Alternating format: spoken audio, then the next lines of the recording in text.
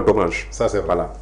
mu nekk jàngat bu am solo boo xamante ne def nañ ko ci mbirum Amadou Hott mu daal di perdre devant ki nga xamante ne mooy Mauritanie mais temps dafa am loo xamante ne xew na fi ñu gis ñu naan Sénégal dañoo maquiller ay chiffres même à l'échelle internationale ñëpp duñu waxtaanee ku nekk naan Sénégal ndax am nañ capacité di maquiller ay chiffres di falsifier est-ce que loolu faire confiance ak dëkk boobu di ko tabb mu nar a jiite lu nar a toll noonu est-ce que confiance boobu dina nekk confiance bu yomb.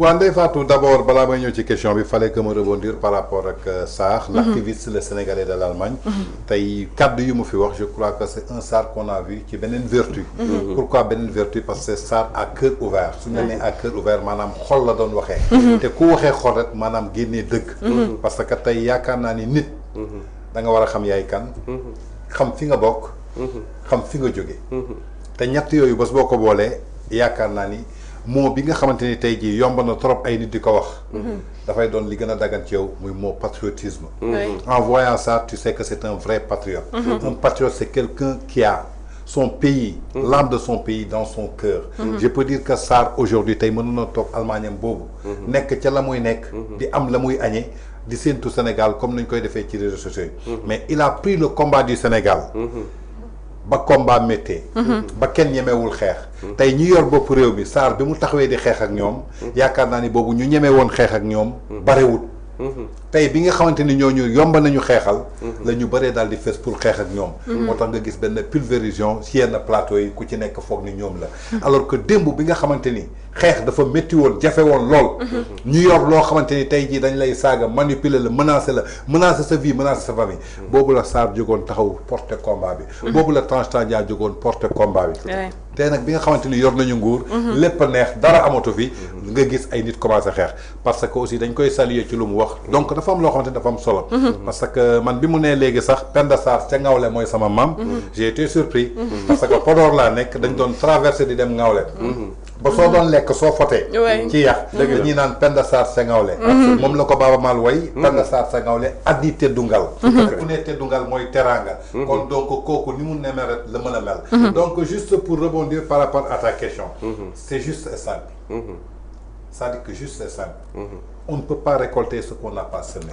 li nga ji moom ngay góob absolument le résultat de Amadou Hott bi nga xamante ne tey présenté wu na c'est pas Amadou Hott Amadou Hott est parti représenter le Sénégal au niveau de la Banque africaine de développement voici les 10 plus grands actionnaires yoo xamante ni ñoom ñoo nekk ci biir BAD gis nga leen muy Maroc di Afrique du Sud di Algérie di Égypte di États-Unis di Nigéria di Canada di Côte d'Ivoire di Allemagne ce sont les 10 plus grands actionnaires yi nekk ca BAD réew nag dafa am nu ñu koy yoree ci biir waxam sànq Sarr maa ngi koy dégg quand tu parles de la francophonie, tu vas penser à Abdou Diouf.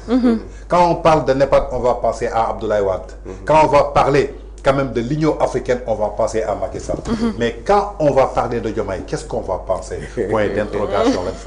Le résultat d'aujourd'hui, c'est quoi? C'est-à-dire que la démocratie sénégalaise a dégringolé, la diplomatie sénégalaise a dégringolé.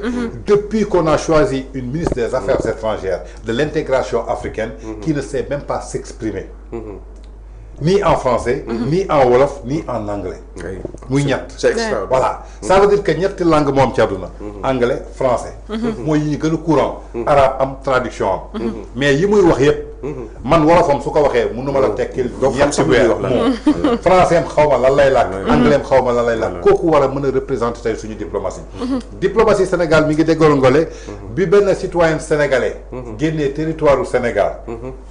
C'est qu'un ancien président de la République du Sénégal qui a bâti le Sénégal, qui fait que fi nga xamanteni dara nek fon mu tabax ko ñu nommé ko le bâtisseur de la décennie mu fekk ko ci avion devant des étrangers mu taxaw saaga ko le ministre des Affaires étrangères qui a pris la défense de cette insulteuse à un ancien chef d'État respecté nga bind pour moi, bind na courrier bi mu yóbbu ko ambassade du Sénégal mu jàll bu Maroc mais les Marocains il faut se poser la question mais on est dans quel pays lui il a servi le Sénégal pendant 12 ans le ministre des Affaires étrangères au lieu de regarder l'institution qui est représentée aujourd'hui mais qui préfère défendre à une personne qui a insulté malgré le président de la République Macky Sall n'avait pas porté plainte si elle avait porté plainte dañ koy jàpp c'est entre un citoyen sénégalais et une citoyenne sénégalaise donc yaakaar naa ni loolu signe la woon et pourtant les gens avaient applaudi le 26 septembre 2024.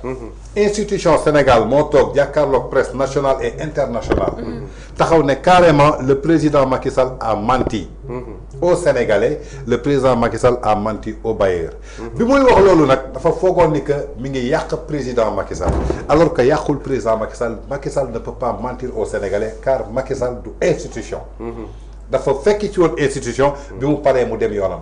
institution boobu mu doon wax mooy finance publique bu Sénégal. kan moo ko yor ministère des finances lépp lu soxal finance moo ko yor. kon xamal na ni que adduna bi finance su Sénégal bii kat ay falsificateur lañu ay maquilleur lañu dañuy nëbb duñu ay nit yu jub. adduna di ko seetaan. xam nga parfois dañuy naan di nga toog ci branche. di ko siyee nga foog ni yaa ngi lor keneen boobu sa bopp ngay lor. donc ba ñuy def loolu àdduna xool leen. tey ku xam Amadou Hott parcours am. mu doon un banquier international reconnu intègre jëmale ko ci compétence am architecture am sévère. tey yaakaar naa ni avec une bonne diplomatie parce que état ak état du nit la ñuy xool relation la ñuy xool coopération la ñuy xool diplomatie la ñuy xool confiance la ñuy xool parce que diggante réew ak réew lenn moo fa nekk muy des intérêts. malheureusement nag yàlla daf ñu dénk ay njiit yoo xamante ni xamuñu lan mooy état. parce que su ñu xamoon état bi ñuy jaay Sénégal projet bi du ñu ñëw nuy nañu on a une solution pour le Sénégal. Aucune personne au monde n'a une solution pour un État. Un État, c'est des mécanismes. Qui taxaw de la am naa solution pour État, on a une solution pour un problème, on a une solution pour une équation, on a une solution pour résoudre un problème, mais on n'a pas de solution pour résoudre un État parce que l'État c'est continuel. Chaque jour État day dund, chaque jour nit ñi dañuy yokk, chaque jour institution yi dañuy yokk. kon yow munoo am xam-xam ba am ni que man war naa mën a am solution ci li nga xamante ni tabaxooguma ko wala ñëwagul wala ñi nga xamante ni juddooguñu. muy erreur monumentale. tey nag les résultats sont là, les carottes sont cuites. Et tey yàkkal nañ leen ko sur la table parce que tey tu peux pas présenter un candidat boo xamante ni kan moo ko prene c'est le président de la République ak kan son premier ministre parce que les deux images moom la wane. alors que ce sont ces deux personnes kenn ki di chef du gouvernement moo taxaw ne carrément que réewu Sénégal bi ay triant lañu ay falsificateurs lañu ils ne sont pas crédibles. léegi nag ña dem ca bitti yow mi nekk ci sa réew yor sa finance yor sa lépp nga ne wóoluwu leen. est-ce que da nga leen indil nit nga leen tànnal leen ma kii mu jeetal a baag. mais dofuñu toi tu ne fais pas confiance à tes institutions. ñoom ñu bëgg ko def donc loolu yaakaar naa ni gëmmal jar te wax gumba. ba ca topp pays AES yi nga xamante ni moom la ñuy bàkkoo di ko tiitaroo. di Mali Burkina bi ñu dem bërki démb. ñoom ci boppam amuñu ci ñoom confiance. et ce qui justifie cette confiance la majeure partie des pays de l'AES ont voté pour le candidat mauritanien. Ils n'ont même pas voté pour le candidat de Amadou. Absolument. Ce qui justifie bërki démb l'ambassadeur Cheikh Thiam Mo le signe que le président burkinabé avait fait avec le premier ministre c'est-à-dire c'est un signe de manque de confiance. joxu ko loxo parce que mi ngi xalaat lu nekk ci ginnaaw. parce que bu mu demee ci Poutine jox na ko. parce que c'est pas du respect un président qui salue quelqu'un avec des gants. gants kenn du ko nuyoo nit ki nga respecté. donc je crois que aujourd'hui c'est la bassesse et la diplomatie sénégalaise qui est en train de se dégringoler à cause des erreurs yoo xamante ni tey ñi fi nekk jàkkaarloog Sénégal ñooñu ko teg. c'est pas Amadou Hott qui a perdu il a du mérite il n'a pas démérité. mais c'est le Sénégal qui a perdu. qu'est-ce qui a fait perdre le Sénégal ce sont ses institutions sa diplomatie boo xamante ni dafa déglingué wu avec un premier ministre qui vient accuser son régime quand même de falsificateur de chiffres. depuis que ñu nekk fii da nga gis Banque mondiale wala FMI jox leen ñaar dërëm. du dul ay empruntes obligataires Sénégal su demee tey ba Côte d'Ivoire di ko lebal xaalis. ak Mali du ñu lebal 2 milliards. alors que le Sénégal était le miroir. de tous ces pays en Afrique. dañu doon xool ci démocratie. xool ñu ci jàng xool ñu ci lépp. ñun lañ doon seetoo. tey ñooñu ñoo doon seen risé la Mauritanie aussi n'a pas démérité parce que tey jii dañu nekk ci réew boo xamante ne tey jii. maanaam dañu nekk ci réew boo xamante ne ñi ngi dox. tey soo demee ci CAF vice président CAF kan moo ko gagné. Mauritanien. mais regarde la Mauritanie sur le plan sportif. Football. mais la Mauritanie mais on l'a vu dernière Coupe d'Afrique bi. mais a séduit tout le monde. mais fi ko gis posé woon Mauritanien bi moo ko gagné. mais voilà vice président FIFA. Mauritanie moo ko soo yéexee Mauritanie moo ko gagné.